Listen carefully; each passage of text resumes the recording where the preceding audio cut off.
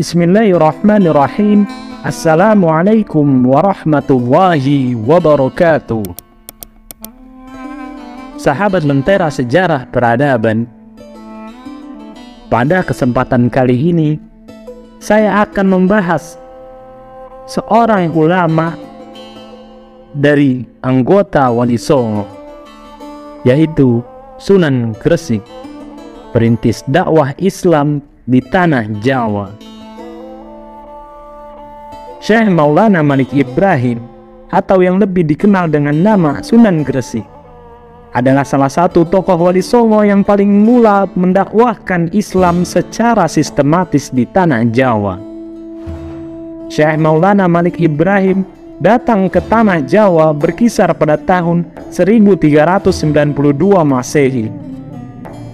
Kedatangannya ke Jawa tidak lain adalah karena adanya panggilan dakwah dari para raja-raja Islam. Mereka menginginkan wilayah timur jauh yang memiliki tanah subur haruslah mengenal ajaran Islam. Kedatangan beliau pertama kalinya adalah desa Sembalo, dekat kawasan Leran, Jawa Timur. Sampai di sana, Syekh Maulana Malik Ibrahim memulai kegiatan dakwahnya dengan membangun sebuah masjid yang berada di kampung Pasucian Manyar. Tak cukup hanya mendirikan masjid, Syekh Maulana Malik Ibrahim untuk usaha dakwahnya juga memulai berniaga atau memperdagangkan sejumlah komoditas kebutuhan pokok bagi masyarakat. Beliau memusatkan wilayah dagangnya di desa Rumo, yang menurut cerita setempat berkaitan dengan kata Rum, yaitu tempat para orang Rum, Persia, Eropa. Dari kiprahnya dalam perniagaan inilah Syekh Maulana Malik Ibrahim mulai dikenal masyarakat secara luas. Banyak masyarakat yang kurang mampu membeli kebutuhannya di sana. Karena selain barangnya berharga murah, Syekh Maulana Malik Ibrahim juga sering menggratiskan barang dagangannya bagi mereka yang betul-betul membutuhkan, kaum yatim, duafa, dan bagi mereka kaum yang tertindas. Selain berdagang, Syekh Maulana Malik Ibrahim juga dikenal sebagai seorang tabib atau ahli kesehatan. Beliau membuka praktik pengobatan di kediamannya. Kebaikan hatinya juga begitu dirasakan masyarakat luas. Selama praktik pengobatannya sebagai seorang tabib, beliau tak pernah meminta uang sedikit pun dari pasiennya. Di sisi lain, ia juga tak pernah membedakan siapapun pasien yang datang. Hal ini tentu menjadikan masyarakat Jawa yang kala itu masih dikotak-kotakkan dalam sistem kasta menjadi semakin mengagumi sosok tokoh yang kemudian masyhur disebut dengan Sunan Gresik ini. Dari kisah kemasyhurannya itu, akhirnya beliau diundang ke Istana Majapahit dan diangkat sebagai tabib Istana Majapahit. Selain sebagai tabib istana, sumber lain juga mengatakan bahwa Syekh Maulana Malik Ibrahim diangkat sebagai Syekh Bandar dan kiai penghulu bagi masyarakat yang beragama Islam di wilayah kerajaan Majapahit.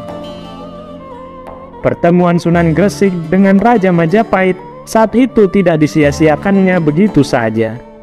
Ia secara halus menyampaikan dakwah Islam kepada Prabu Wikramawardhana. Namun usahanya belum membuahkan hasil. Sang raja belum mau memeluk Islam. Akan tetapi, sebagai rasa hormat kepada Syekh Maulana Malik Ibrahim, sang raja memberikannya sebuah tanah di kawasan Gresik, tepatnya di desa Gapura.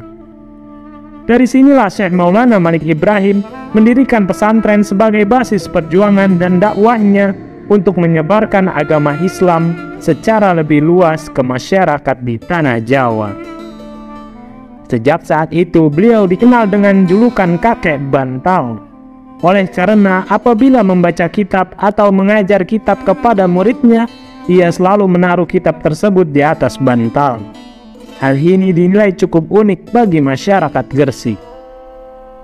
Kedatangan Syekh Maulana Malik Ibrahim di Jawa kebetulan juga berbarengan dengan kondisi Majapahit yang sedang mengalami krisis akibat perang Parekrut yang berkepanjangan. Oleh karena itu, masyarakat banyak mengalami kekurangan suplai makanan. Sebagai seorang yang ahli di bidang pertanian dan irigasi, bersama dengan pengikut dan masyarakat sekitarnya, Sunan Gresik berhasil membangun sebuah bendungan sebagai sumber air dan membuka lahan-lahan pertanian. Dengan sistem yang tertata dan pengairan yang intensif, panen padi bisa dilakukan 2 kali dalam setahun. Hal ini sangat menggembirakan bagi masyarakat di sana, sehingga dengan cepat krisis yang dialami masyarakat bisa teratasi. Demikian tadi sepenggal kisah dakwah dari generasi pendakwah awal di tanah Jawa. Usahanya tentu menjadi sebuah nilai ibadah yang tak terukur nilainya.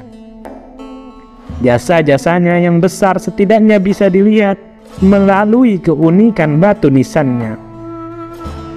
Jika dilihat dari bentuknya, nisan Syekh Maulana Malik Ibrahim sangat identik dengan batu nisan tokoh besar di dunia Islam pada zamannya, seperti nisan Ratu Malikah Naharasiyah, anak perempuan Sultan Zainal Abidin di Kesultanan Samudra Pasai, dan Syekh Umar bin Ahmad Al-Khazeruni di Cambai atau Khambat.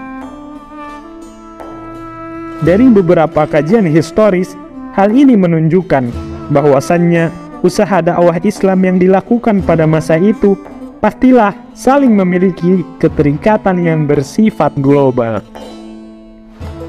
Demikian tadi sekelumit kisah perjuangan dakwah Syekh Maulana Malik Ibrahim sebagai perintis dakwah Islam yang strategis di tanah Jawa. Kelak dari Gresik ini pula lah muncul generasi pendakwah yang mampu memancarkan syiar Islam hingga seluruh penjuru kawasan Nusantara.